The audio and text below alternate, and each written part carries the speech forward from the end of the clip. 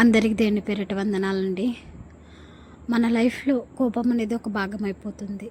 Bible ప్రకారం చూస్తే కోపపడుడి కానీ కోపంలో పాపం చేయకూడని యేసుక్రీస్తు వారు అంటున్నారు. అదే కోపం వల్ల ఎన్నో రాంగ్ డెసిషన్ తీసుకోవడం, ఎందరో మీద కోపపడడం జరుగుతుంది.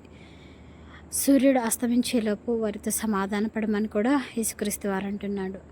దేవుని కోపమే నిమిషం మాత్రం ఉండునని దేవుని వాక్యం సెలవిస్తుంది. మన కోపం ఎంత అండి మానవులం. కాబట్టి మన కోపాన్ని తగ్గించుకొని హృదయం అనే పలక మీద దేవుని 10 ఆజ్ఞలు రాసుకొని తగ్గింపు స్వభావం కలిగి ఒకరి పట్ల ఒకరు సమాధానం కలిగి జీవిద్దాము.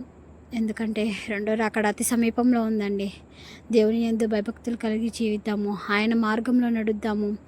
ఆయన మాటలను మాత్రమే చెవియొగ్గి ఇతరులకు దేవుని ప్రేమ గుర్తెరిగి ఆయన ప్రేమ ఎలా ఉంటుంది అని చెప్దామండి. ఫస్ట్ దేవుని ప్రేమ ఎలా ఉంటుందో మనం తెలుసుకొని ఇతరులకు చెప్పేవారిగా మనం ఉందాం. దేవుడి వాక్యం దించిన కాక.